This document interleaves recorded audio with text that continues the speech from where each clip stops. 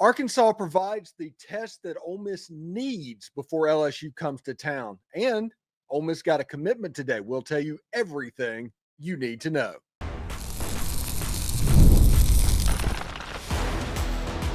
You are Locked On Ole Miss, your daily podcast on the Ole Miss Rebels. Part of the Locked On Podcast Network, your team every day. Welcome to the Locked On Ole Miss podcast, the most watched Ole Miss podcast out there. I'm your host, Steven Willis, a 10-year veteran member of the national media with Yahoo Sports and a former Ole Miss staff member. Hey, a little bit of a benchmark today. We hit about 1 million views over second place on YouTube. That is awesome. We love the Loomers, and thank you very much for tuning in every day. On today's show, we are diving into some big storylines. First, Ole Miss landed a massive commitment from Jayden Curtis out of St. Martin High School, and we'll talk about what that means for the Rebels moving forward. We're also getting closer to a matchup potentially with Pitt on next year's schedule. We'll talk about those rumors as well. And we will spotlight Kewan Lacy, the running threat that Ole Miss didn't have a year ago. And honestly, that missing piece may have cost Ole Miss a playoff spot. But finally, we'll start with the Arkansas coming to town this weekend, bringing Bobby Petrino's offense against Pete Golding's defense, a matchup that Petrino has had some success with in the past.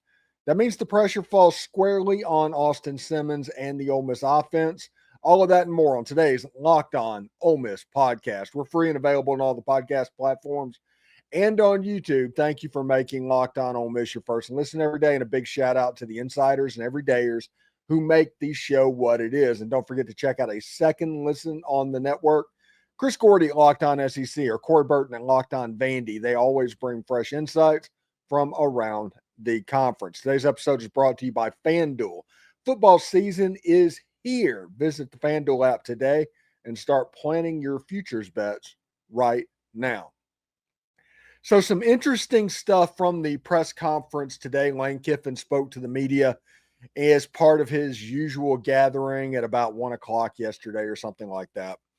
But it was very much a love fest with Taylen Green and the Arkansas Razorback and Ole Miss getting provided with the test that they needed. Because let's be honest, Georgia State could not threaten Ole Miss in the pass game. They couldn't. Kentucky couldn't really threaten Ole Miss in the pass game. Well, Bobby Petrino in Arkansas, they can absolutely threaten Ole Miss in the pass game. That means that at least the start of this game is going to be at a higher level than you've expected so far this season. Now, can Ole Miss handle it? Yes. Will Ole Miss handle it? I don't know, because last season Ole Miss scored 63 points in that game.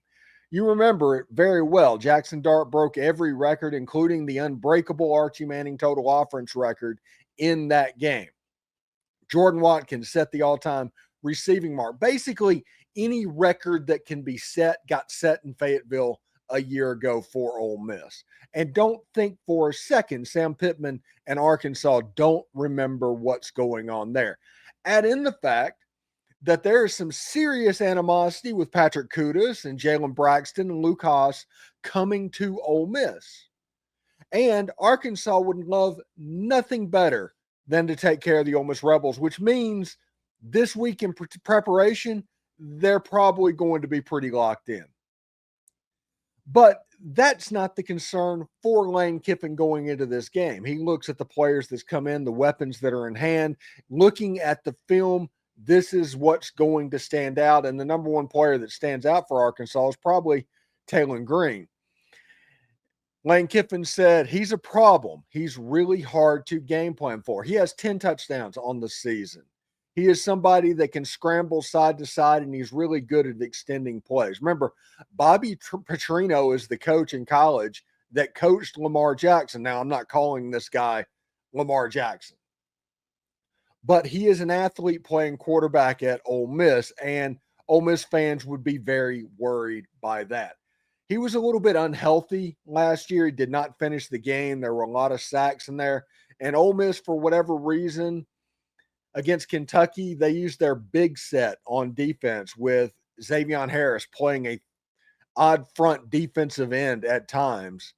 for the Ole Miss Rebels. Now, Taylen Green has a chance to do something in this game and in this season, essentially, that Arkansas hasn't seen in a while, probably since Bobby Petrino was a coach at Arkansas. With 10 touchdowns through two games, he's on pace for 60 for the year, but that doesn't mean he's going to get there because SEC play is starting this week. But Bobby Petrino has had success against Pete Golding's defense while he's been at Ole Miss. Whenever Bobby Petrino was the offensive coordinator at Texas A&M, everybody remembers the second half of that game when they put Ole Miss's defense on skates. And honestly, we were a blocked field goal by Xavier Harris away from Texas A&M likely winning that game, and Jimbo Fisher maybe still being the head coach there.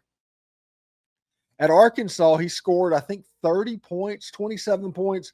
He scored a bunch last season. Everybody talks about Ole Miss scoring 63, but how about Arkansas scoring that many points with a backup quarterback for the large portion of that game?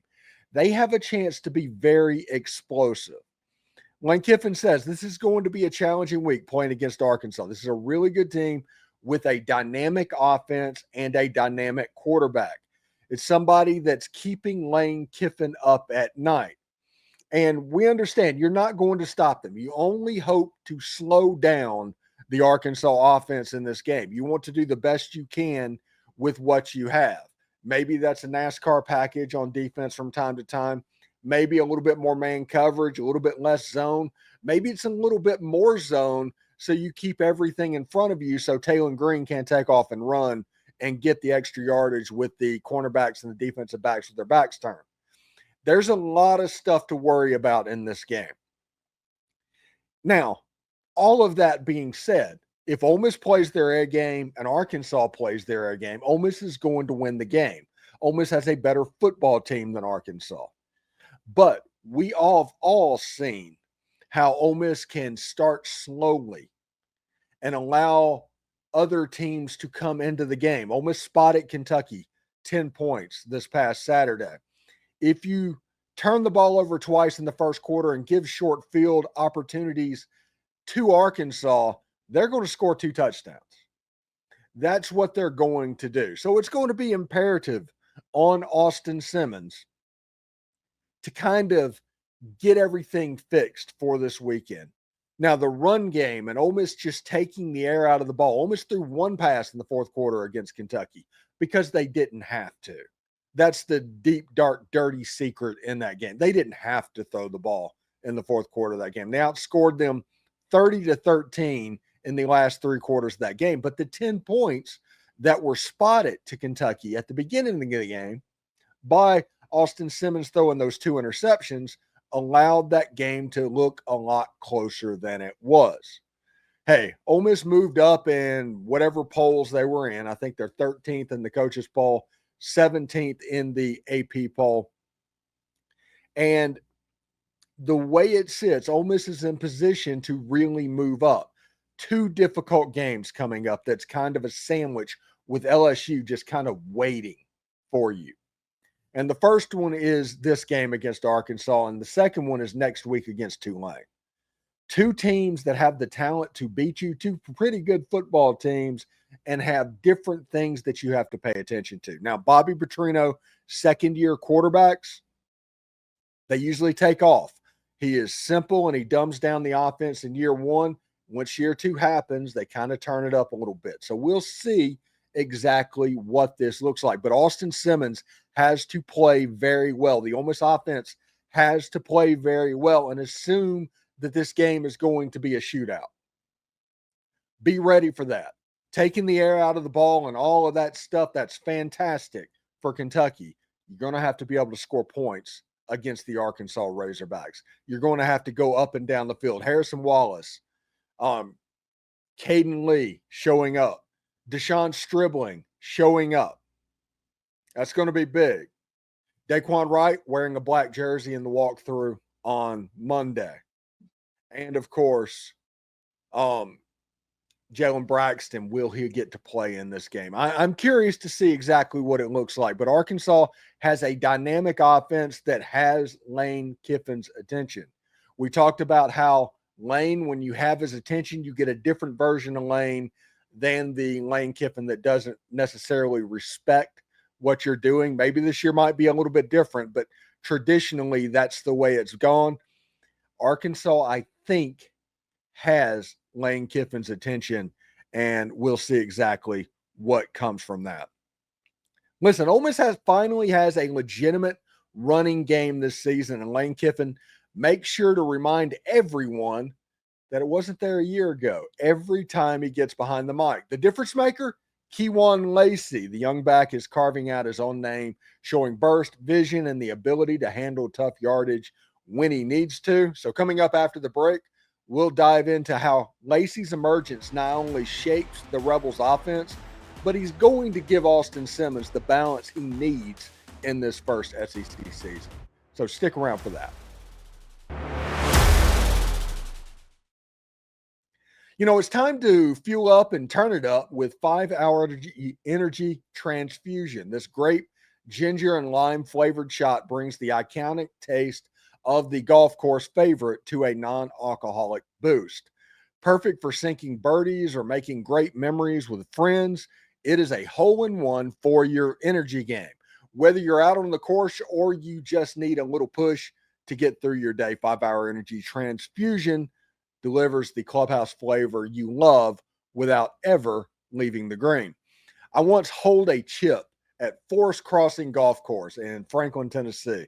I couldn't even see the flag, much less the green, but I was able to chip it up and hold the shot. It was really cool. If you don't believe me, you can ask Corey Burton at Locked On Vandy. He was there. It was absolutely fabulous, and I will never forget it. Golf is all about good times with good people and good flavors. The grape, ginger, lime flavor of 5-hour energy transfusion gives you the best parts of the clubhouse go-to without leaving the course or chasing down the bev cart. Now you can amp up the fun even more. Just buy, snap, and enter for a chance to win a dream golf trip for two to any golf tournament in the United States. Tee up that trip. Visit 5hewin.com for full rules and entry. No purchase is necessary. Excludes the Masters tournament and ends October 31st, 2025. College football is here, and FanDuel is making sure you're ready for kickoff with a can't-miss offer. Right now, new customers can bet just $5, and if that bet wins, you'll get $300 in bonus bets to use across the app. Ole Miss is currently a 9.5-point favorite against the Arkansas Razorbacks in a game that will be difficult for the Rebels, will be absolutely traditionally nuts, and we'll see exactly how it goes. It makes every game more exciting, whether you're watching your team or keeping an eye on your fantasy lineup. So are you ready to play? Download the fantasy app today. FanDuel app today by visiting FanDuel.com to get started. That's FanDuel.com, the place to place your first $5 bet. Hey, do us a favor and like and subscribe and comment on the video. Subscribe to the podcast for the audio podcatchers and give it a 5-star review as well. It costs absolutely nothing, but is able to keep all of this free. If you want even more, join the inside programs in the subtext link below. No trolls, 14-day free trial, the easiest way ever to cancel. Look at it as a way to get information. I give my 3 takes during the game for that platform. But if you just want to look at it as a tip, you can look at it as a tip as well. It's $5 per month once they start charging. And don't forget to check out a second listen on the network. Nearly every team, college or pro, is ready for you. Okay. Ole Miss has a running game. And if you don't believe me, ask Lane Kiffin, because Lane Kiffin loves to talk about the running game. Ole Miss right now has the leading rusher and receiver in the Southeastern Conference. I mean, hey, it's business as usual, right? Well, a lot of that comes from Kewan Lacy, the running back that Ole Miss has right now. I think he's a sophomore running back. For the most part, when Lane Kiffin has been here, Lane Kiffin says, for the most part, we've had the ability to run the ball before last year. It's good to have it back on the road in the SEC. And it is. In the fourth quarter, they just ran the ball. They threw the ball one time in the fourth quarter and put that game away. And that's pretty exciting to see. Everybody talks about that 3 and out with 7 minutes left to go. That was just bad luck. That was Kentucky making plays. It wasn't something that they got conservative necessarily. And if you want to call that getting conservative, what they did, all they did was play winning football. And the only way Kentucky was going to win that game was by you giving it to them. So it's good that Ole Miss ran the ball effectively in the fourth quarter of that game. Kewan Lacey had 28 carries for 138 yards and a touchdown against the Wildcats. And a lot of those yards came before he was even touched. Ole Miss got 158 yards, according to the SEC network, before they got touched in the game against the Kentucky Wildcats. The offensive line gave up no sacks. And overall, Ole Miss ran for about 222 yards. Ole Miss running the ball, kind of where you want to do it. A little bit later on tonight, if the technology allows it to happen, we're going to have Todd Wade on the live stream. So get your questions ready at 7 o'clock Central Time for Todd Wade, and we're going to spend the second half of a 30-minute show taking viewer questions, or if anything is there. So I'm pretty excited about that. With all of the narrative about the offensive line, I am curious to talk with one of the better offensive linemen that Ole Miss has ever produced about playing that position and what is going on. Kewan Lacy benefited from that. Whether Ole Miss got Delano Townsend and he made that big of a difference at left guard, or whatever happened with the offensive line, they were good on Saturday. And we'll see exactly how that goes. Now, before we get out of here and look at Jayden Curtis, who committed to Ole Miss, we'll show highlights of him in the next segment. But the rumor, when I was watching the Lane Kiffin press conference, is that Ole Miss was close to finalizing a deal, or they have finalized a deal with Pitt for 2026. The question was asked in the press conference by Sam Hutchins, just so everybody knows what's going on there. But Lane Kiffin answered the question. He said he thought it was close. So it feels like the game is going to happen. It feels like Ole Miss is going to open with Pitt or something like that in 2026. So I'm pretty excited to see that. It's one of those teams that in the early days of ESPN, you always had like Mark Gottfried and Ron Franklin coming to you live for a Pitt Panthers game. You know, that's the school where Tony Dorsett's from, where Dan Marino's from, where Larry Fitzgerald's from. And they have that royal blue color and yellow that just looks interesting. So I'm kind of curious to see what that would look like. But they are, I think, slated to come to Oxford, Mississippi in 2026. Good player. ACC school.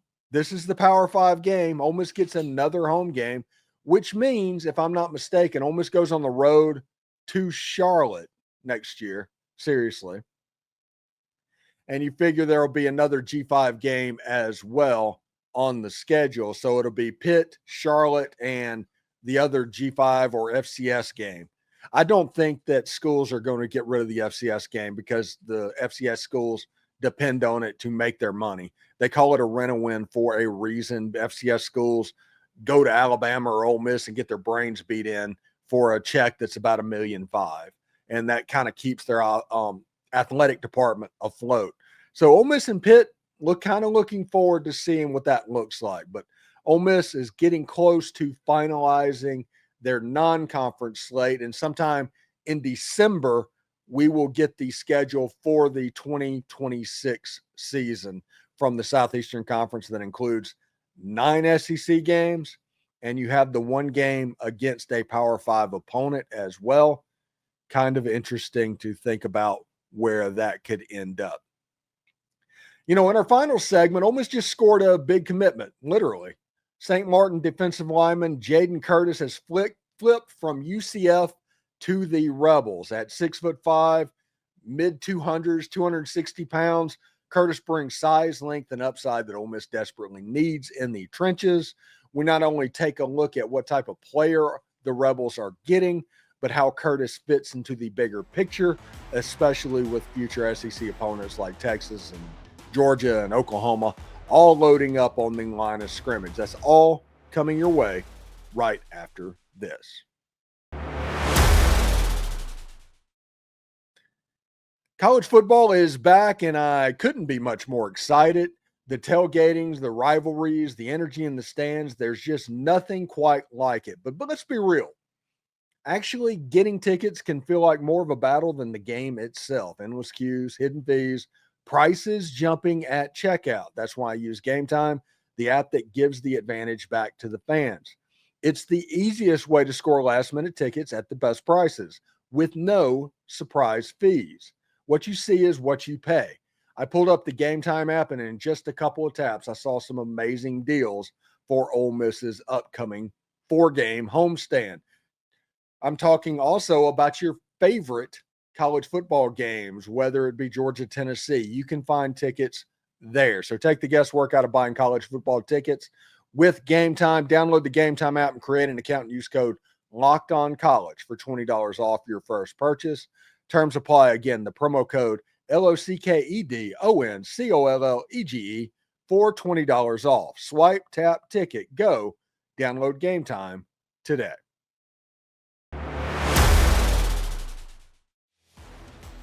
You know, we were just sitting there minding our own business, and Pete Golding, lo and behold, dropped a shark. Now, this was an expected flip for the defensive lineman out of St. Martin High School on the coast, but it's always good to get the Pete Golding shark tweet. Anytime a defensive player commits, he does the shark thing, and all of the fan bases gets all woolly, the whole 9 yards. It's fantastic. Jayden Curtis, though, to my knowledge, I think he's the son of Dwayne Curtis, if I'm not mistaken. I could be mistaken, but I don't think I'm mistaken on that. Jayden Curtis is 6'5", 250 pounds, a defensive lineman out of St. Martin, and he is twitchy. He is really twitchy as a player. You look at what he can do, he has a chance to be really good at the next level. And everybody's going to look at it and say, hey, Steve, he's a 3-star. He was committed to UCF. Why should we be excited about this player? Well, first off, like I just said, he's twitchy, but he really showed out at camp. He went to Ole Miss's camp setting and had a really good camp moment and got an offer from that camp performance, but he was committed to UCF, who had been recruiting him for a long time. And once he started thinking about it, the pull of the in-state school was just a bit too much for him.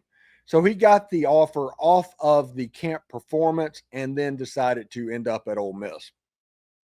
Listen, I'm not comparing this player to William Eccles, but it's a similar type situation. William Eccles went to Ole Miss as a low-rated 3-star out of Houston High School in Mississippi, had a really good camp performance, got offered as a defensive lineman to the point where nobody was even rating him or looking at him at a defensive lineman. They all thought he was going to be a guard. And even as he worked his way up the rankings from low 3-star to 4-star and got a Navy All-American Bowl invite, he was still getting worked out at guard. Ole Miss had him from the beginning as a defensive lineman. So the camp evaluations hold water. Listen, when I worked at Yahoo Sports and did recruiting for the better part of a decade there, the difference between a 3-star and especially a low-rated 3-star and a 5-star is actually pretty simple. First of all, everybody can tell what a 5-star is. Everybody can go to any high school football game and say, okay, that's the 5-star. The difference between a 5-star and a 4-star, the 5-star can fit in more systems and be elite, if that makes sense. The running back might be an I formation back. He can also do some split back stuff. He can work out of the shotgun. That's the 5-star running back. The 3-star running back may only be good out of the shotgun. He's a good shotgun back with excellent pass protection speed, but he could not play in the I back. He could not do the different run systems that are out there. He couldn't run in Gus Malzahn's offense, for instance, but he might work in Hugh Freeze's offense. It's all about that. A 3-star can fit in less systems than a 5-star player, and that's how I recommend that everybody look at high school recruiting. It's all about system fit. So it becomes about evaluation. And Randall Joyner has earned the benefit of the doubt when it comes to evaluation of players.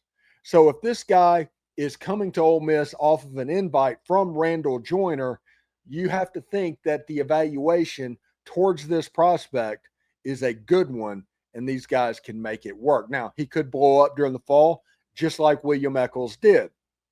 But that is the difference between a 3-star and a 5-star player. He's a twitchy athlete that has a chance to be pretty good, honestly. Anyway, thank you for making Locked On Ole Miss your go-to source for Ole Miss sports. We pride ourselves on offering the most comprehensive perspectives, which is why we're the front door of Ole Miss. Do not forget to subscribe, like, and comment. It helps the show, and it's totally free. Your support means the world to us. In another big moment for Locked On, by the way, college football fans, Locked On and Fire TV are presenting College Football Kickoff, your ultimate college football weekly preview. Drake Toll of Locked On Big 12 leads the conversation a long time. Two-time AP Coach of the Year Gary Patterson and college star Jesse Holley, along with Locked On's local experts. The college football preview only Locked On can do. Catch College Football Kickoff every Thursday throughout the season, only on Fire TV. Hotty toddy, everybody. And remember, analytics is just the old English word that means bad football. We'll see you tomorrow.